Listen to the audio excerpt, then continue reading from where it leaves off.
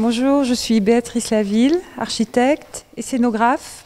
Aujourd'hui, ce sont les deux noms qui se sont attachés de la façon la plus prestigieuse à Saint-Dié-des-Vosges que nous célébrons. Deux personnalités, Jean Prouvé et Le Corbusier.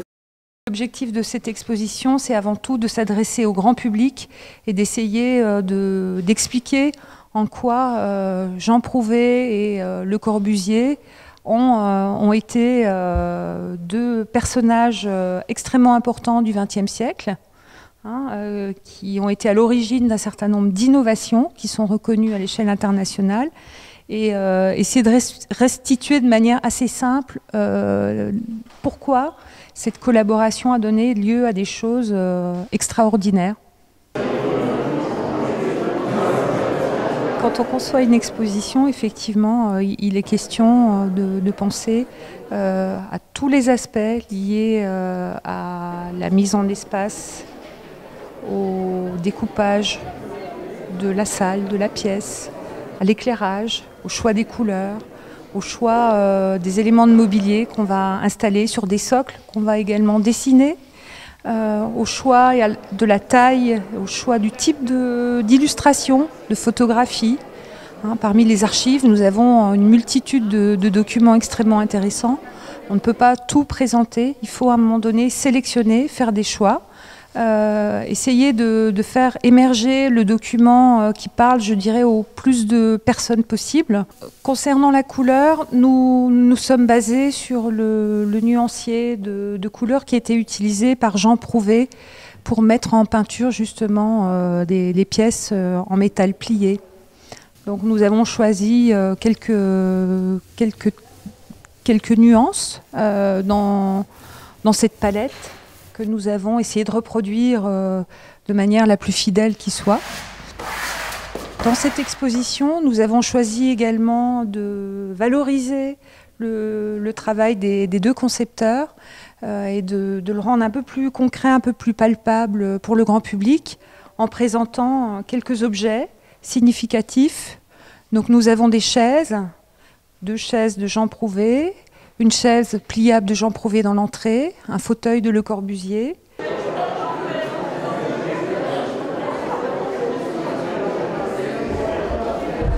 Le meuble passe-plat qui équipait les cuisines dans les appartements de l'unité d'habitation de Briey, dont on voit ici les éléments coulissants qui sont réalisés en contreplaqué avec des poignées en bois massif.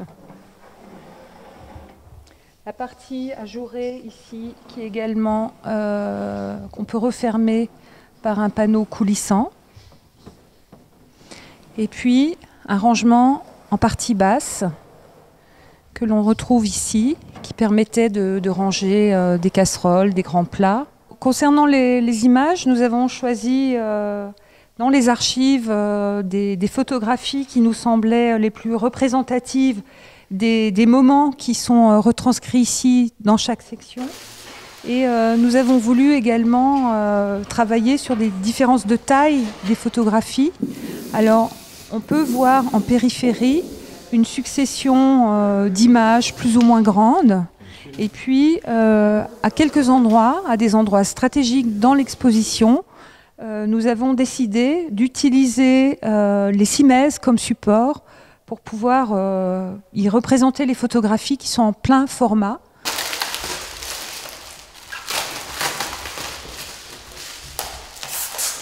Un très beau dessin qui émane de la Fondation Le Corbusier.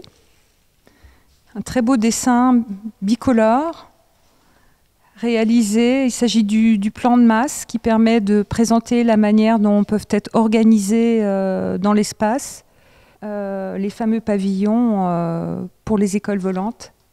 C'est assez complexe parce qu'il faut en général faire appel à des transporteurs spécialisés, comme des déménageurs, mais vraiment spécialisés dans les œuvres d'art, donc avec beaucoup de minutie.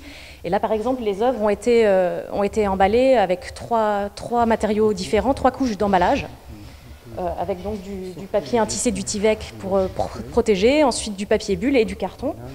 Et donc toutes ces œuvres sont arrivées en camion la semaine dernière au musée. C'est assuré ce qu'on appelle de clou à clou, donc à partir du moment où on décroche l'œuvre dans son institution d'origine et jusqu'à ce qu'on l'accroche ici. Et évidemment pendant toute la durée de l'exposition. Donc le dessin, il va trouver sa place naturellement à proximité pour permettre aux visiteurs de voir à la fois le travail de conception de Jean Prouvé ou de Le Corbusier quand il travaille seul ou avec son cousin Pierre Jeanneret, et puis la réalisation. Nous avons de manière très précise défini l'ensemble du projet sur informatique. Ici, on le voit par le biais d'une maquette 3D dans un logiciel qui permet de simuler la réalité, de simuler les couleurs, de simuler l'éclairage.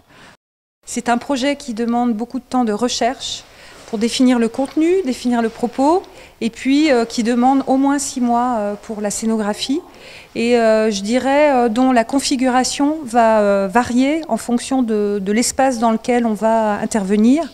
C'est-à-dire qu'avec un même contenu dans 2 salles de configuration différentes, on peut donner lieu à 2 projets de scénographie complètement différents.